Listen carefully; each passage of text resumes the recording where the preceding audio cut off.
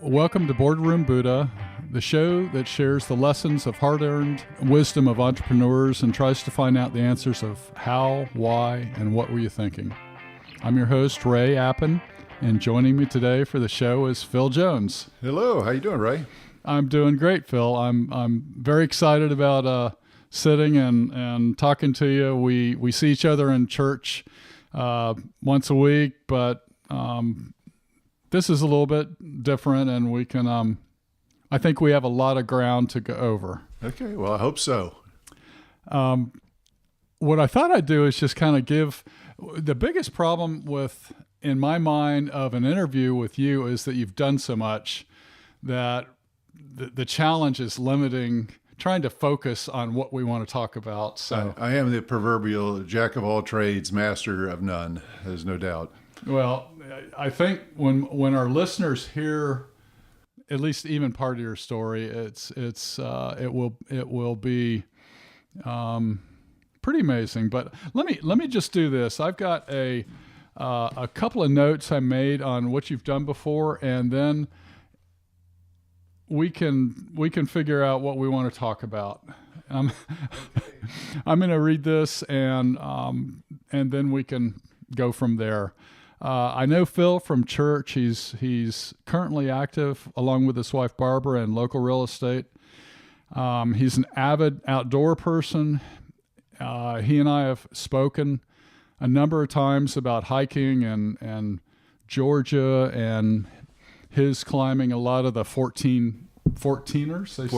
14,000 foot mountains. Okay, out in Colorado. Phil, and I know he probably gets tired of talking about this, but we'll talk about it anyway. Phil was Starbucks before Starbucks was Starbucks in Florida, and it's his.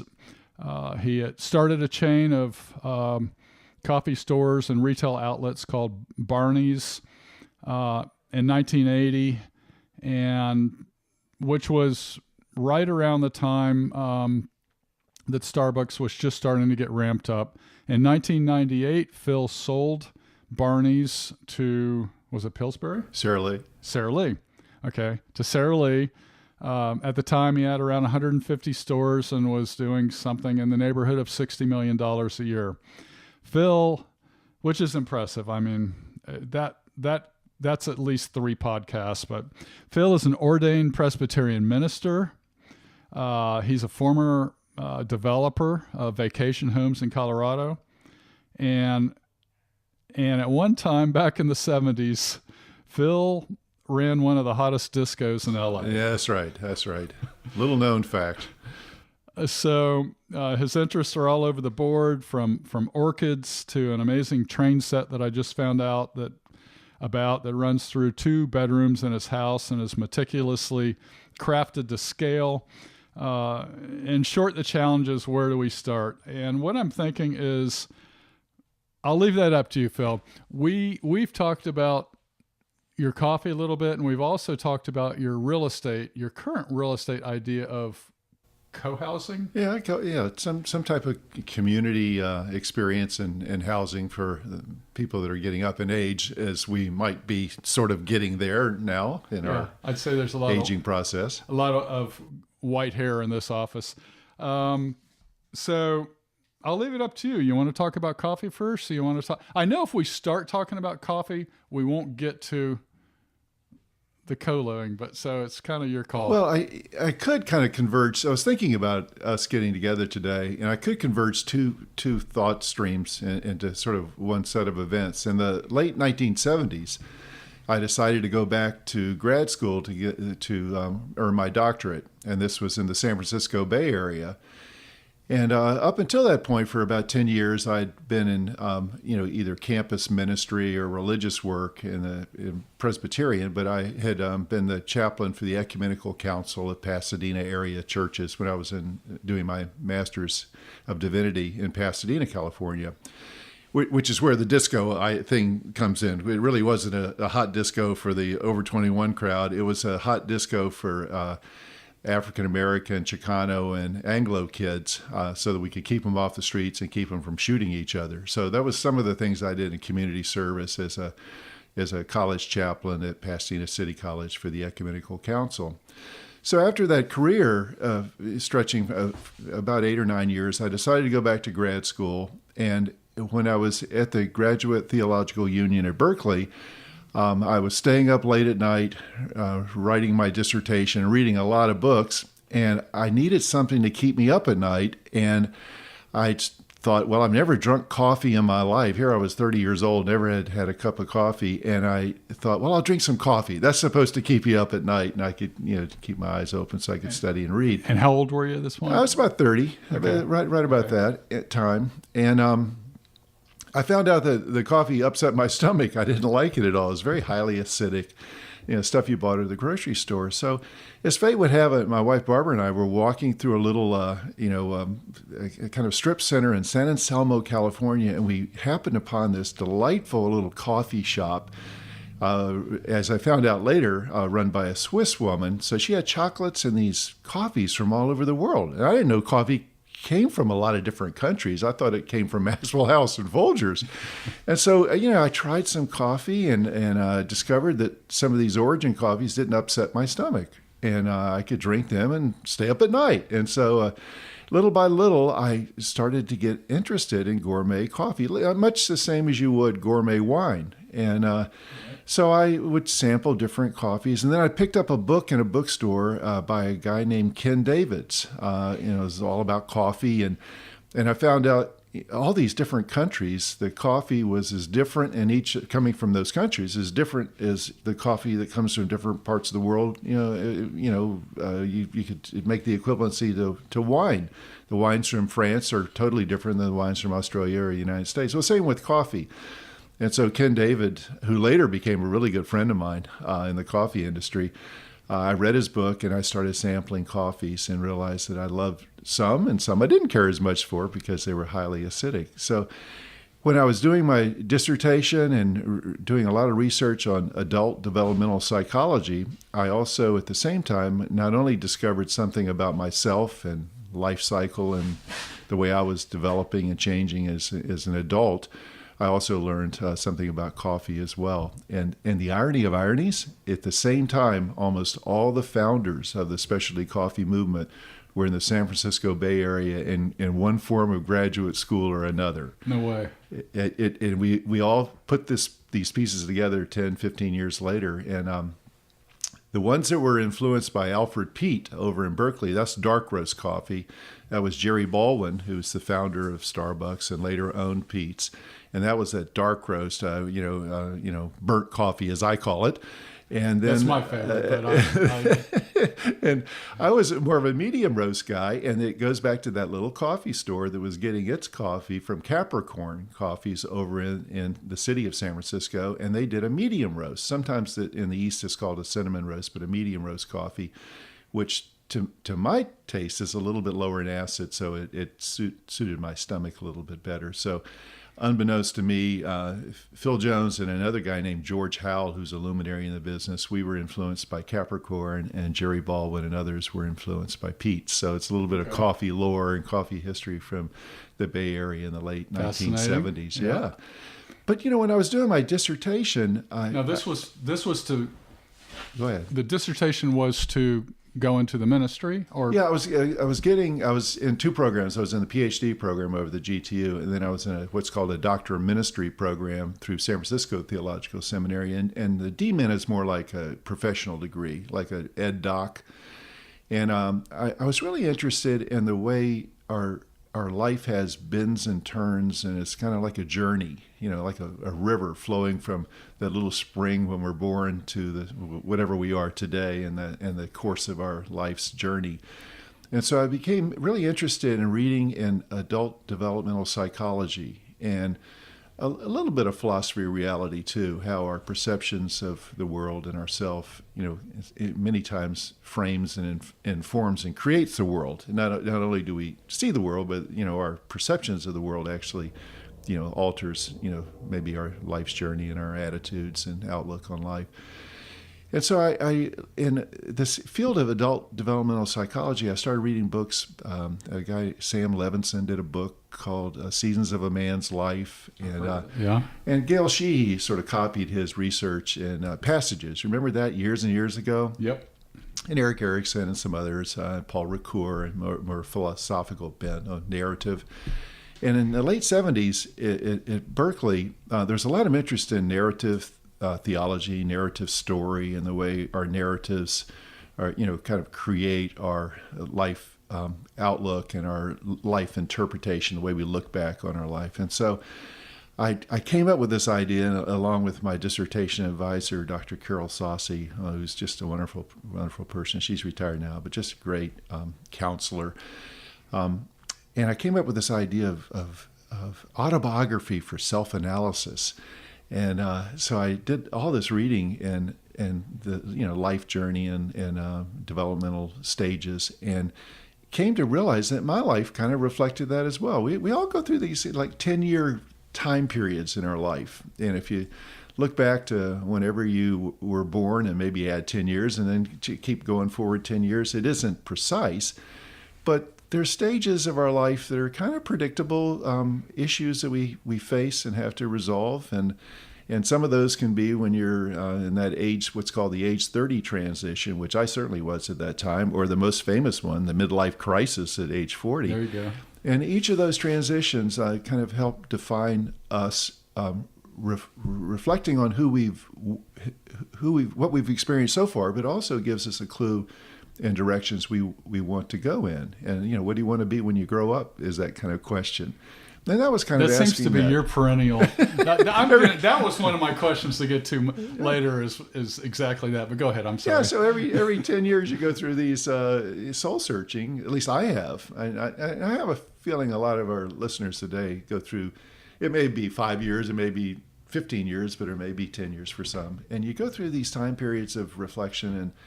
Am I in the right niche? Am I doing the right thing? So for me in the late 70s, it was, well, I've done this ministry stuff for about 10 years, and I would do it again instantly. I'm very proud of it, and I hope I made a difference in people's lives, caring about them and listening and facilitating their life success. But I felt like I was ready for something different, and voila, there was this idea of coffee that kind of slowly percolated up in my consciousness, if I can use that word, which is not a good coffee word, I might add. But I realized I was ready to kind of do something that was a little bit more entrepreneurial. More in the business world. Yeah. And, when I'd been a minister, I'd done discos and coffee houses and bookstores and that sort of thing, ministry projects. And so I'd cut my teeth on these informal business experiences. So I had a little bit of business background. But Ray, I have to admit, in college, I only took one business class, and that was Econ 101. And I couldn't even tell you what was in that class now, looking back. So I later paid a real price once I got into business for my lack of business acumen. I had to go back and do a crash course in balance sheets and P&Ls and all that stuff that comes with businesses as they grow. But I think I was ready right around 1980 to, really test my wings in business and yet with high values. I wasn't going to be just one of those beady-eyed tree climbing capitalist pigs. I was enough of a child of the 60s that I wanted to do a business that maybe had three major key characteristics for me. One was that I was doing something with a quality product that wasn't going to harm people. And that whatever I did... Do no harm. You were Google before Google was. Right, I wasn't going to sell cigarettes, or I wasn't going to, sell stuff that was going to hurt people. And I wanted to have the highest quality, whatever it was, whatever the widget was, I wanted it to be the very highest quality that I could be proud of. And then whoever I gathered around me to do the business, I wanted it to be a real sense of esprit de corps and a purpose, and that so the employees would, or my colleagues would benefit equally in what we were trying to create, in personal satisfaction and economic reward as well. And that's those three attributes of what I wanted to do with my life was reflected in ministry, and it was easy to transition those over into the three principles. Yeah, three principles of Barney's, which it later became to be our three goals for our company. Quality products, great customer service, and esprit de corps of the employees. So it's interesting how you build these foundations in other time periods in your life that come into fruition later. When there's it's almost like your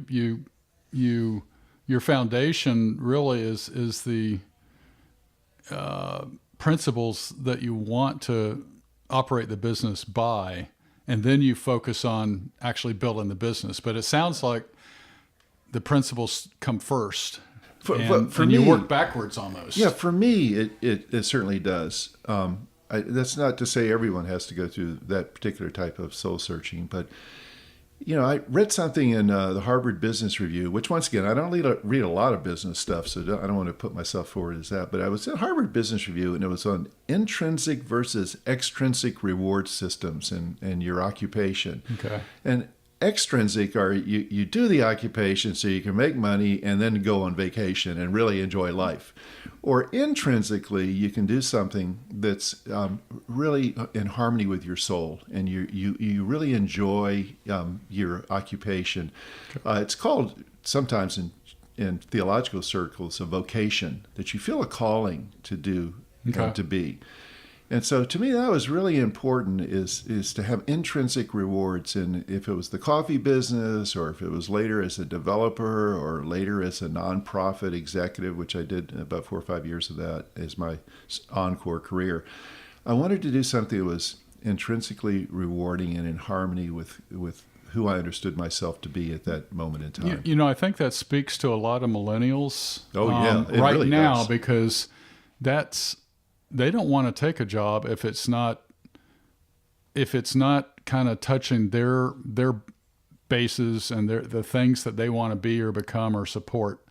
And it sounds it sounds like the cycle, roll forward 30 years, and that what you're saying about 1980 seems to be resonating. Well, it's hard for a boomer to admit he's kind of like a millennial. I have a daughter who's a millennial, and my last like I said, encore career running a nonprofit, everybody on my staff was a millennial. That was a real eye opener. Very values driven. I love that generation, because it really is a quest for doing something that's meaningful in life and not just a job. And so I've always felt simpatico with that kind of thinking. Yes, that's right. I place my bet on the future with the millennials, and I think if any generation has the possibility of getting it right or making some fundamental fixes, it may be them. I may be naive, but yeah. Well, they can't do any worse than us boomers have done. So yeah, I'm with you. I think every generation is something that they're going to contribute to the history of our world. So I'm all for them. So walk us through. And I know it's you did this for 18 years. Yes, that's right. When you created Barney's. So walk us through the evolution. I mean, growing to 150, 160 stores, that's about almost 10 stores a year. What was that like? Was it something you actually budgeted and planned and you had deadlines, or my guess is it's just something that evolved and it kept working, so you thought, if it's working, we'll just do more of it? Or yeah, I'd like to say I had a great business plan and I had this all figured out, but it really was much more organic. It kind of came about over a series of events.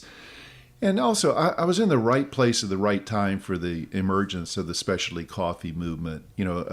American coffee after World War II had become a commodity that was put into cans by Folgers and Maxwell House to get on the grocery shelves. And so, the grocery store coffee, by the time I came along in the 1970s, was pretty. It's called C contract coffee. It's a commodity coffee, and it's blended and really mass harvested, and it just lacked a real character and good quality taste. So it was an opportunity for the specialty coffee movement to say, wait a minute, let's go back to source, which means go back to the farms in Guatemala or Costa Rica or Colombia or Indonesia or East Africa, and identify farming methods and harvesting methods that will make the coffee taste better. And so the whole specialty movement was all about picking ripe coffee, not green coffee, mass harvested with machines, and finding farmers who really did believe in their product and really put their heart and soul into it, and then getting those coffees to market through specialty coffee outlets like Barney's or Starbucks or whatever happens to be, Pete's. And so it became a kind of an alliance between small coffee producers all over the world who had been sort of victimized by the coffee industry. The coffee guys had phones, and they knew what the commodity market in Wall Street was all about, the coffee and cocoa exchange, and they knew all the prices. Well, the poor farmer never did. And so the farmers were victimized by people called coyotes that would kind of gather all the coffee together, sell it at a profit to the beneficios, the various processing plants in the countries. And then that coffee in turn was then put into giant containers under sea contracts and sent to the United States or to Europe and later Japan to be sold at great markups. Well, the loser in the whole deal was the poor coffee farmer all over the world. They were not getting anything for their coffee. Fair trade didn't... There was no such thing. No such thing as fair trade in those days.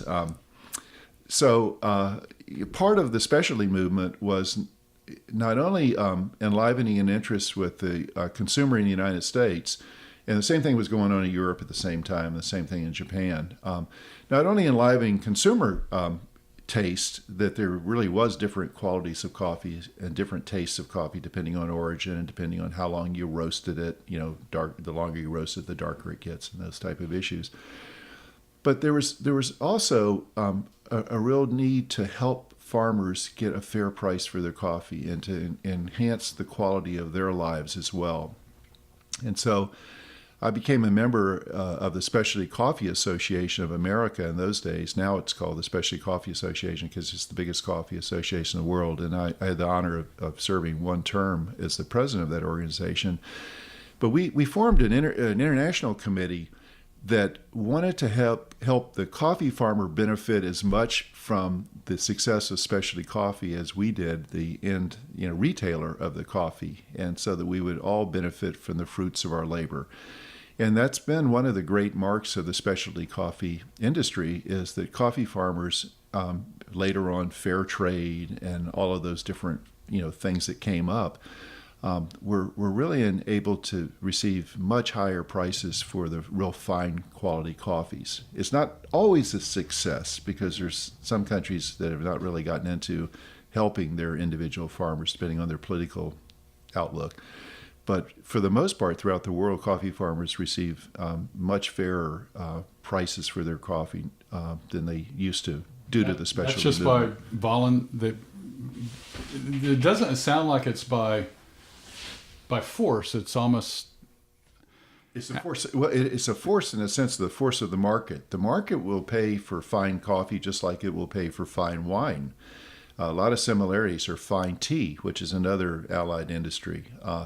So the market, when you find these really rare, wonderful coffees, will pay a lot more for the coffee. It's amazing. So instead of a coffee receiving 50 cents a pound, they might receive, a coffee farmer, they might receive $1.50 or $2 a pound. So if they've harvested it correctly and they have the good fortune of being at the right elevation with the right terroir, which is the soil and the climate and all that, to make great coffees.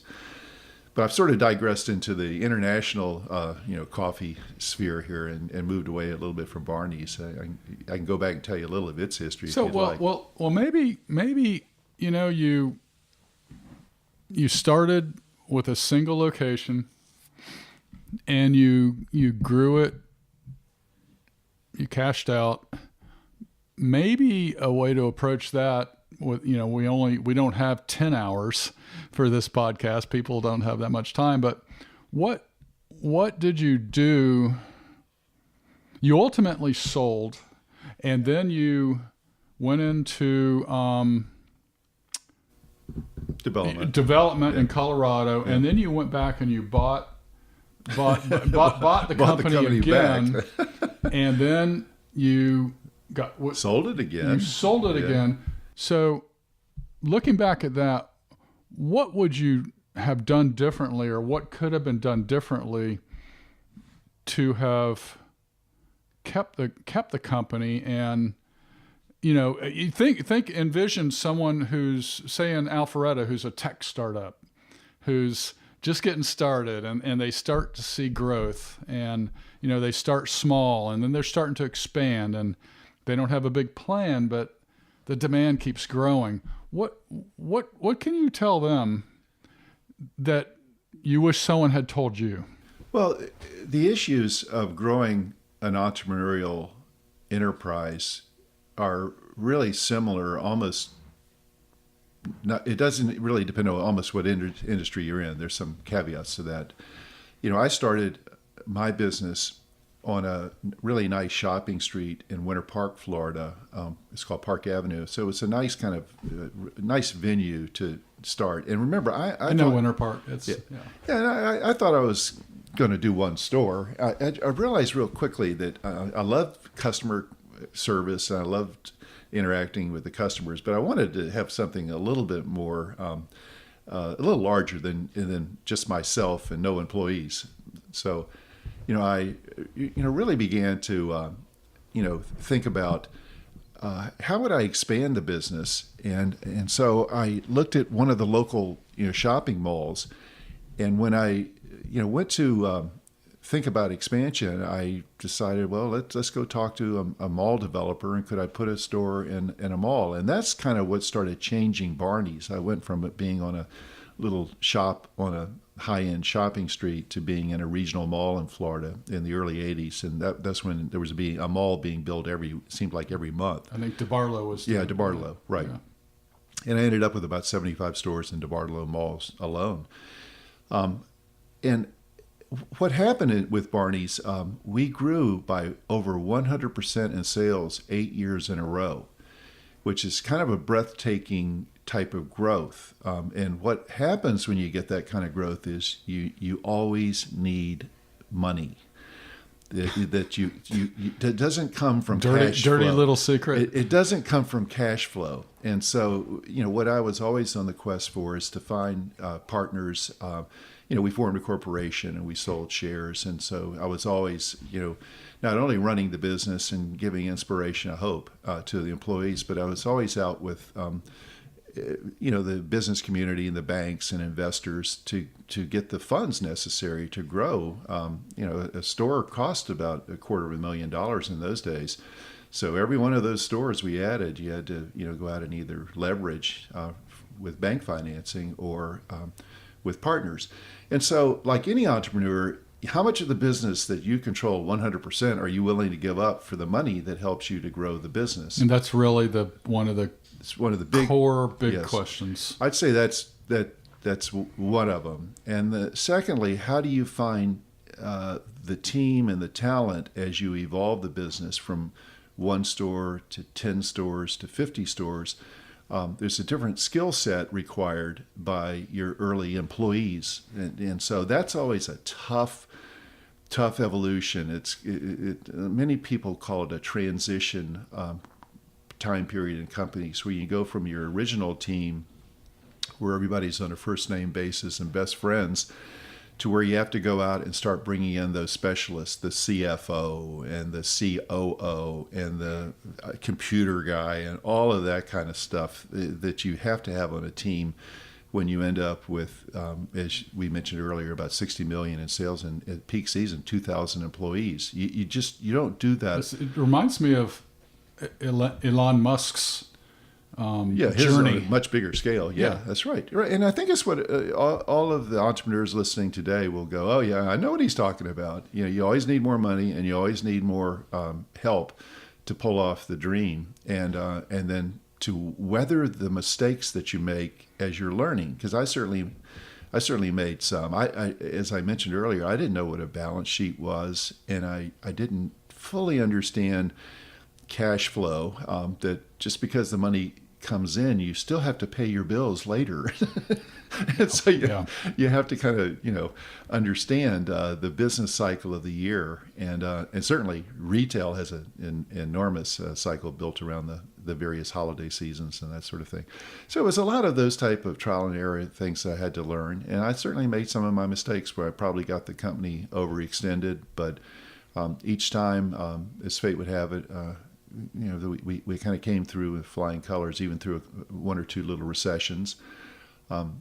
When I got to 1998 time period, not really 1995 time period, we were up to that, 100, at that time, probably about 120 stores, something like that. And I was facing the juggernaut of Starbucks that was opening a store every day. And so, my fear, how were they funding that? Just through an IPO. They went to Wall Street and had a successful IPO, and we had come really close at Barney's to doing that, and then we sort of backed off of it, and because just the timing and investors and that sort of thing. We should have probably. They see that's one of those would have, could have, should have. We probably should have gone through some kind of mezzanine financing, which we almost had in place, and we sort of backed away from it. And some of that could have been my fault too, that I as an entrepreneur, each stage of financing, you give up more and more control. And then when you get in for an initial public offering, you sure as heck are going to give up some control to your management team and to your investors as well. So I came up with a solution that one of our major vendors over the years had been Sara Lee, and Sara Lee was on the lookout to do some building of their own coffee enterprises, which is fairly significant out of Europe, called Dow Egberts. Create a vertical? Yeah. Sara Lee owned the largest coffee company in Europe, which was out of the Netherlands, out of Utrecht in the Netherlands, and Dow Egberts. And so they wanted to grow the business, and so they talked to me about kind of acquiring Barney's along with Chock full of Nuts and a number of other brands all at the same time. So this is kind of in the mid 90s, and so for me it was a chance to we can maybe take Barney's to Europe. We could take on the world. And you ended up with some locations. Yeah, they ended right?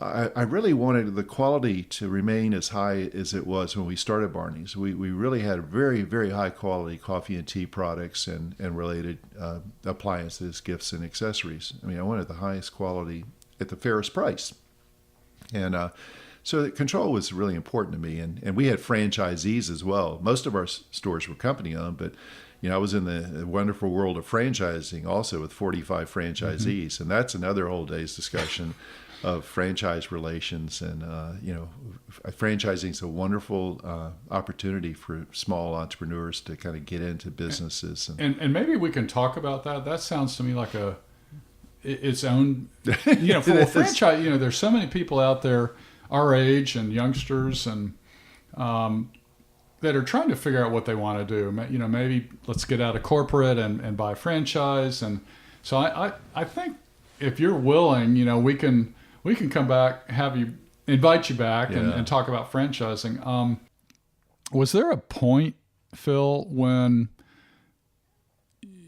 you asked yourself, maybe I don't want to keep growing. Maybe I want to stop and just maintain the size that I am now before it gets too big and too unmanageable. And I know I ask that because I think most entrepreneurs, or many entrepreneurs, sooner or later are faced with that quandary. Our business, for example, we have 4 weekly newspapers, and we're sort of a larger small company. We're not really a medium-sized company.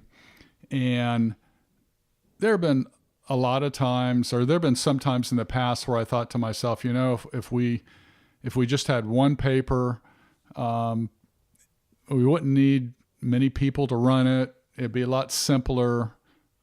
probably make about the same amount of money, and life would maybe be more sane. Or, you look over the hill or you look up the road and you see those markets that are just dying for what you're doing. That's right. So did you ever hit that juncture where you really thought about it? And well, the entrepreneur certainly has what's called psychic rewards, as being the founder and the leader of the band, so to speak. And so that there is an urge to maintain that status as the founder entrepreneur and retain as much control as possible. And that's kind of where you get that clutching. Let's slow down and let's not, get so much bigger that I'm going to have to delegate much more control of the enterprise and kind of lose that hands-on as a chief executive. So that there is a definite personal dilemma of, do I relish that, and therefore I don't want to get too big where I lose that. And then there's the other market forces, though, especially in retail. It really wasn't a luxury to stop the growth of Barney's. Grow or die. Yeah, it really was, especially when you're in big regional malls. Every 5 to 7 years, your prototype has to be changed, or the mall developer won't renew your lease. And American consumers are really trendy as well. Yep. And so if you don't keep up with the evolution of your points of contact, which are locations with the customer, as well as your packaging updates and your what's called visual merchandising in your stores and all that, the consumer gets bored with your product. And it's kind of a funny little story. When I started Barney's, I would rearrange the store almost once a week. And people would come into the first store and they go, gosh, where'd you get all these new products? And I'm going, oh, well, they just came in. And all they did was just got moved from one shelf to the other shelf.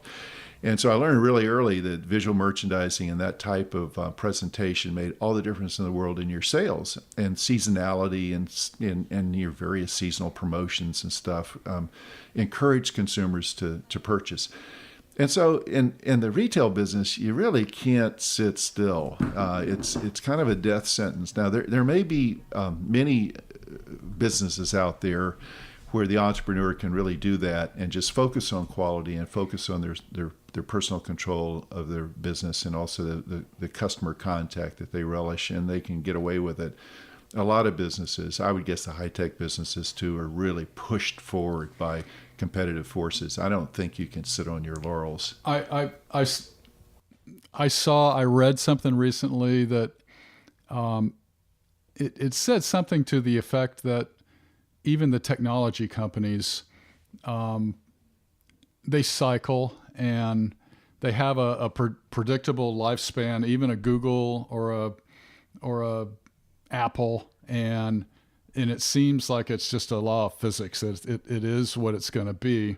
Well, I go in and people ask me, a millennial will ask me my email address, and I'll end up with AOL, and they look at me like, what is wrong with you? Nobody does AOL anymore. It's like, and that's an illustration. I used to have our MindSpring address for the longest time, and I coveted that, and somehow I let it fall away.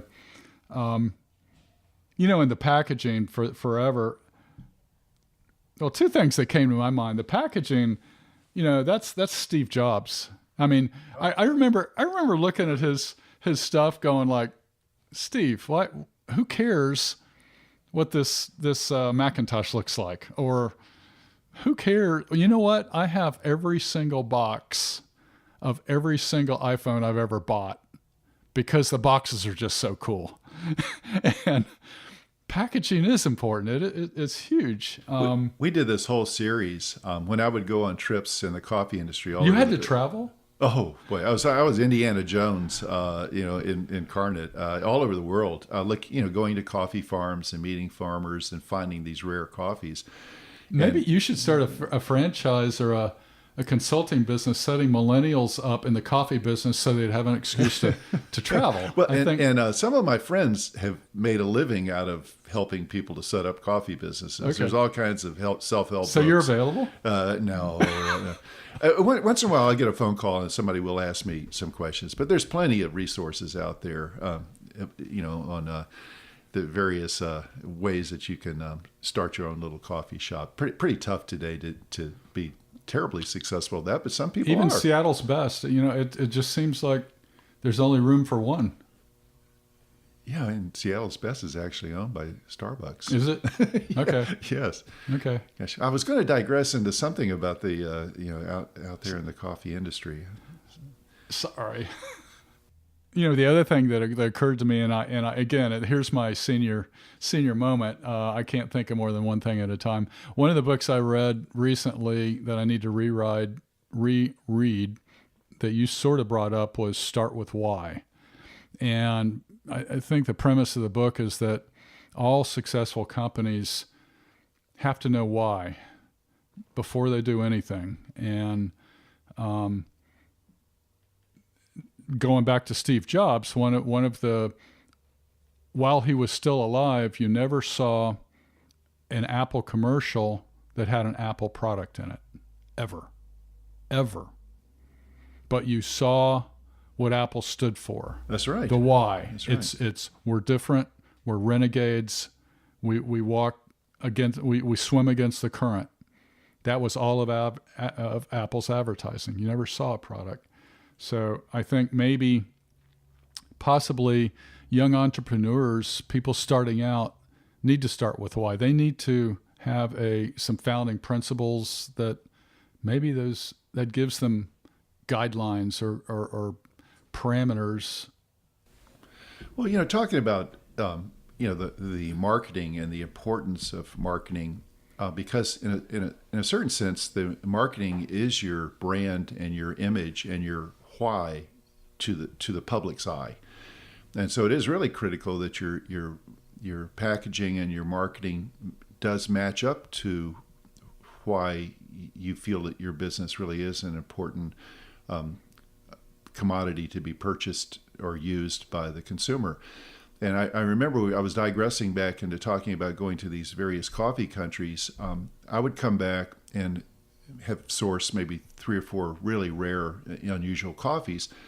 And we would do the series of packaging in these little gift packs in the holiday season called a gift of Brazil, and we called it a taste of Brazil, a taste of Costa Rica, a taste of Guatemala, and various countries. And we would do this really neat packaging with usually a 3-pack or 4-pack little 2-ounce coffees.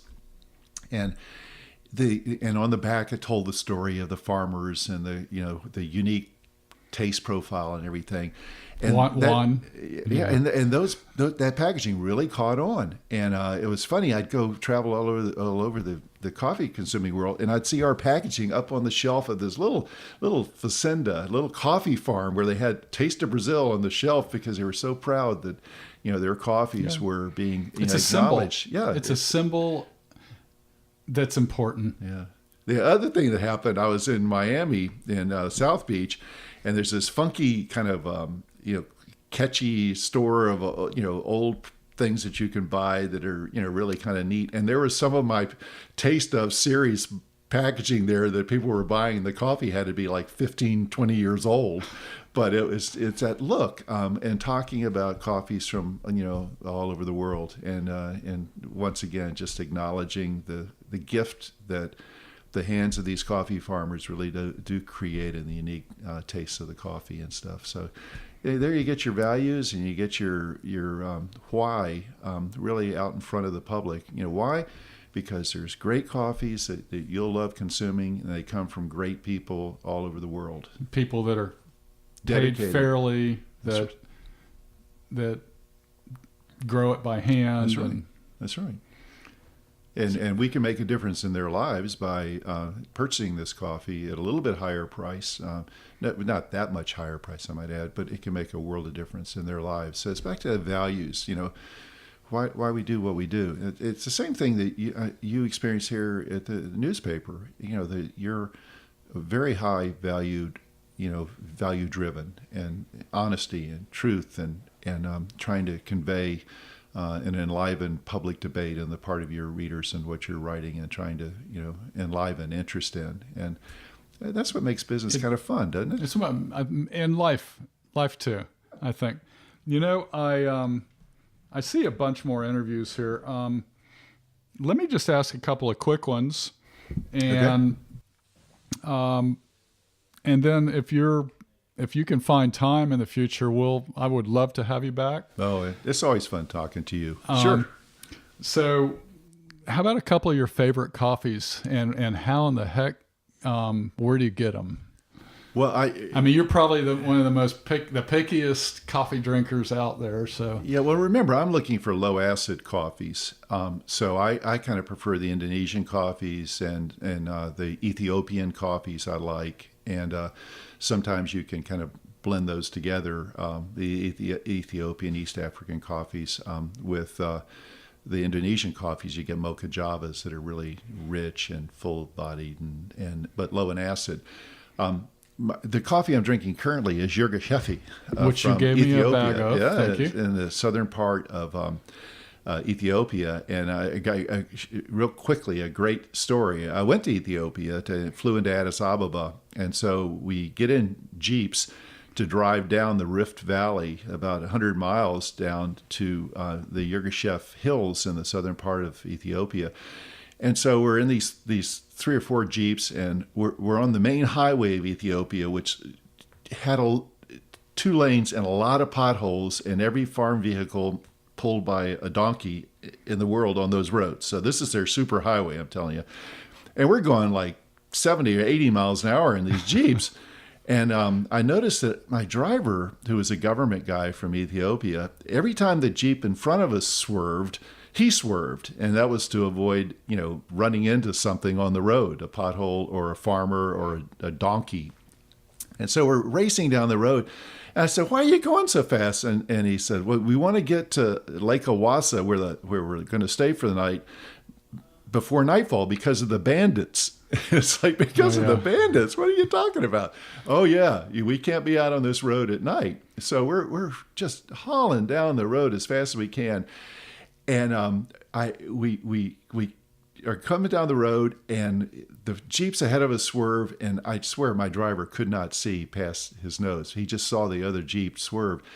And I look down the road, and I'm in the front seat, and there's a donkey cart coming right at us, which basically is an axle with the 2 tires, the guy sitting on it, and the donkey coming at us. And we're going 70 miles an hour, and I'm going, he hasn't swerved yet. And I'm in the front seat, and I was ducking. I thought the donkey and everybody was coming through the windshield. And it was just one of those experiences where you're out in you're Indiana Jones. All for some great beans. Yeah, all for these great Yirgacheffe beans. And I could sit here and regale you with lots of stories in the coffee world of being out there way back out in the hinterlands.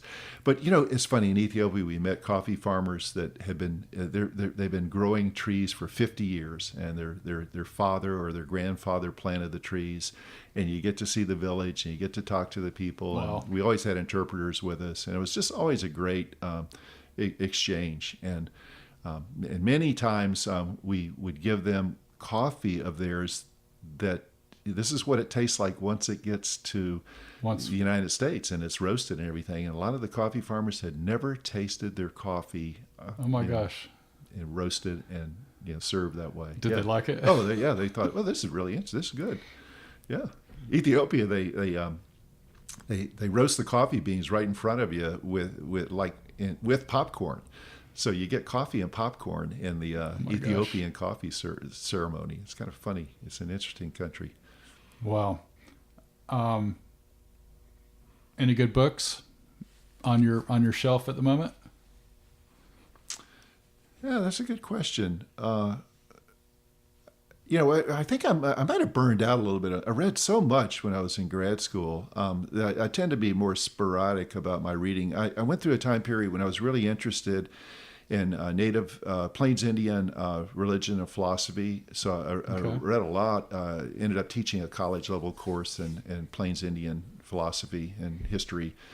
I like a guy named Vin Deloria, or Vine Deloria, depends on how you pronounce his name, and who was at the University of Colorado. So I've read a lot in that area. I am trying to tackle, again, Paul Ricoeur, the French philosopher on narrative the kind of philosophy of reality, which I think is kind of interesting. Okay. A little ways to go there to chugging through that. And then once in a while, I'll pick up some of the political books that are out there, Fire and Fury, and some of these fun things that have been out recently, on our political situation right now in the United States. Yeah, there's no shortage of those out there at the moment. Yes, there's no shortage. Yes. Okay. Based on your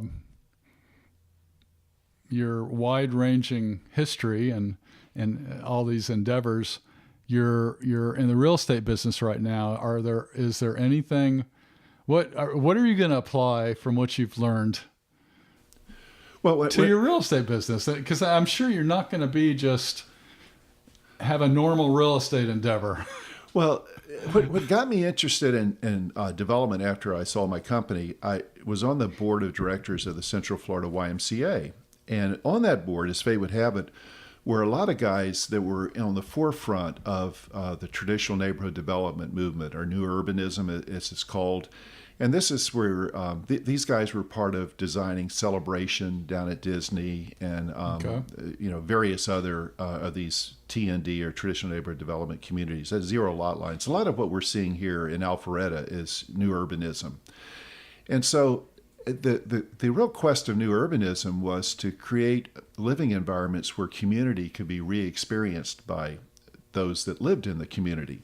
You think of suburbia. You've got this giant garage with a house attached, the 2-car garage and the small house attached to it, and that's out to the street.